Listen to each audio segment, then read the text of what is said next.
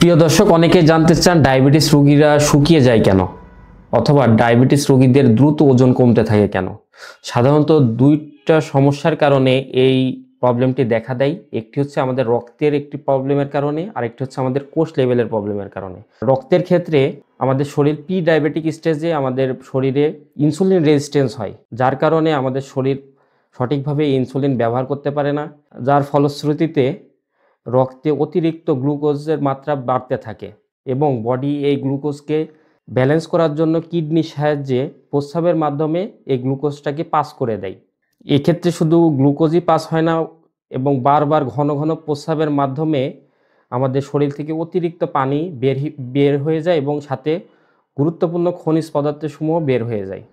কোষ লেভেলের ক্ষেত্রে আমরা সবাই জানি ইনসুলিন কিন্তু আমাদের রক্তে থাকা গ্লুকোজকে কোষে প্রবেশ করতে হেল্প করে। যদি কোনো কারণে এই ইনসুলিন কোষের ভিতরে গ্লুকোজকে প্রবেশ করাতে না পারে, সেক্ষেত্রে আমাদের শরীর নিজে থেকেই শরীরে জমে থাকা অতিরিক্ত চর্বি প্রথমে ভাঙতে শুরু করে এবং সেখান থেকে শক্তি উৎপন্ন করে।